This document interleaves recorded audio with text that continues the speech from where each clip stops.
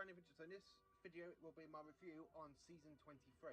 Just like I said, this would be a weekly series, but I'm thinking for a weekly series, if I can push out 2 videos for each week, it means we get through the seasons a lot quicker through this little series.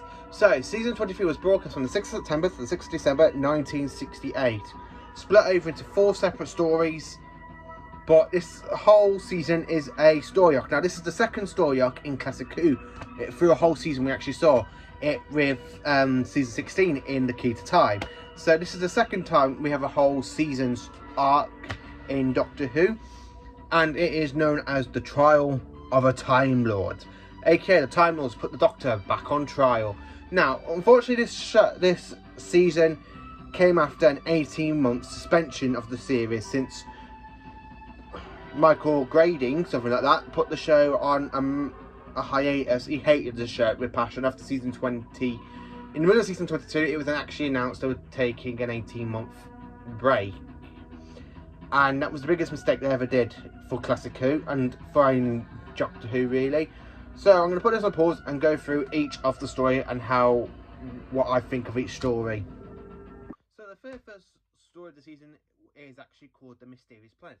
And this was actually broadcast from the 6th of September to the 27th of September 1986. And it's actually not a really bad part, really. It is a good story, and it isn't kind of leads into a trilogy. But I have to say, this one kind of feels as the weakest story of the season. So at the beginning of it, we end up seeing a timeless space station pulling like the TARDIS, as you see here. I got on figure, basically the TARDIS being pulled in to the Time Lord station so they can put the Doctor on trial by the Valiards, who causes. And the whole plot of this story is because the Doctor went to Ravalox when he should not have gone to, when he wasn't supposed to. And the thing is, though, Ravalox is also Earth, which is being pulled away from its normal orbit into an unknown system after a great fire. And the great fire was actually caused by the Time Lords to try and stop this alien race's secrets on the Time Lord's matrix. And as I said, this story is literally the weakest. The only thing about this is actually the court scenes. It actually is the court scenes that does save the story from actually being a bit boring. But hey ho, what can I actually say? The Mysterious Planet is actually the weakest story, and I actually give this basically a 4 out of 10. So the next part of the story of the season is actually called Mind Warp. Now, this is my favourite kind of Doctor Who story. I haven't got this actually on book, but I do have it on VHS, DVD and Blu-ray. And here it is, Mind Warp. And this was actually broadcast on the 4th to the 25th of October 1986.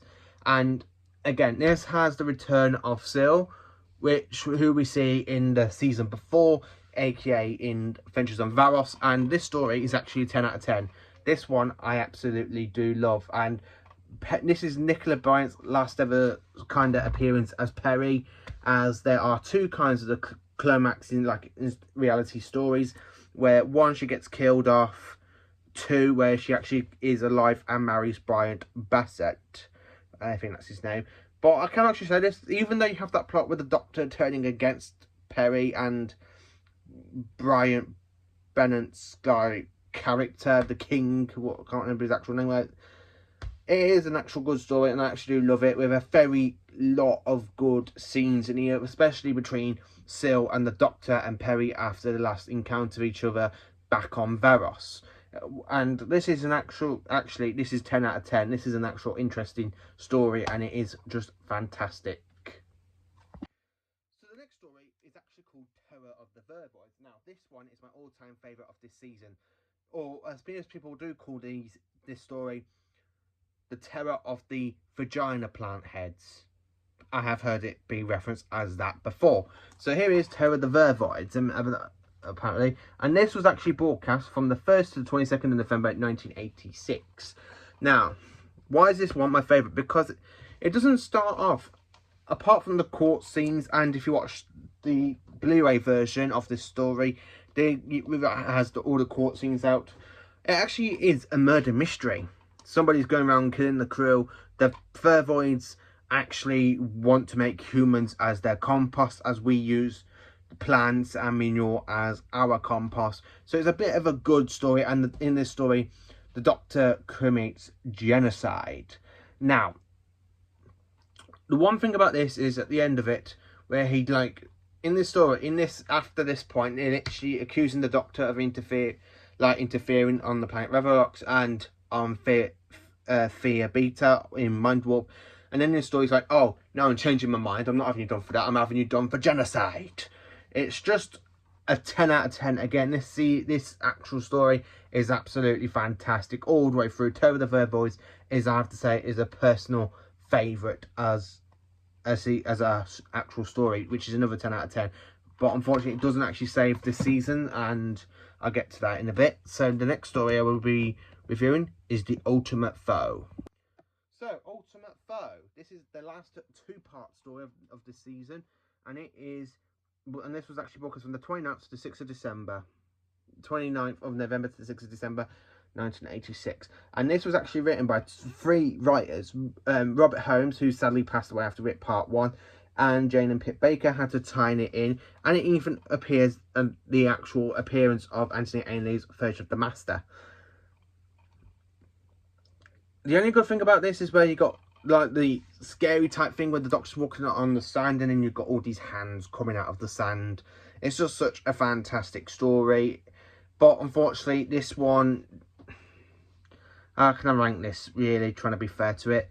It's a 5 out of 10. Colin Baker's last story. I mean, he hasn't got no last lines. This is Colin Baker's last kind of story as the Doctor. And the only thing we see of his Doctor say is carrot juice, carrot juice, carrot juice.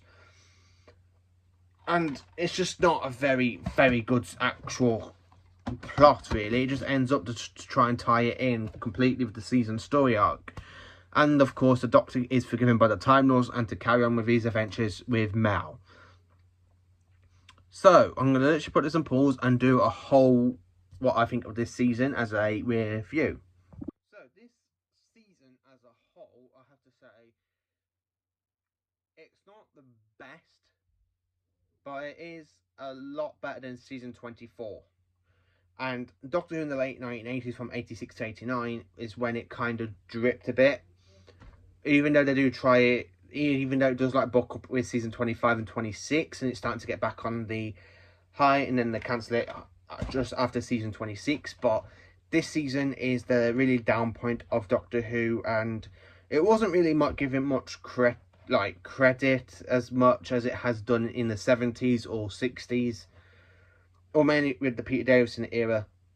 But this season is not the worst 1980s season. It is the second worst season of 1980s Doctor Who.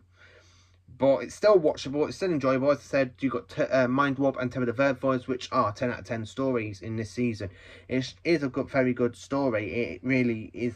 It's a good season, but for me, I have to say, this is one of the weaker seasons of Doctor Who. And now, if you think about it, in the 1980s, you got such good seasons as season 22, with much darkness and horror scenes, even though you got like the salmon crunching Lytton's hands in season 22, and Revolution of the Daleks, where you see this person being mutated into a Dalek. And then, of course, with season 21 for the case of Androzani and Revelation of the Daleks and Frontiers. And then, of course, you got season 25, which has Remembrance of the Daleks, Happiness Patrol, and then season 26 for the other stuff. But this season as a whole is a good season. It's just one of the weaker seasons of the 1980s, not the highest up. I mean, for me to say this, I really personally do feel that season 24, 23, and of course season 19 are the three kind of like weaker seasons of Doctor Who.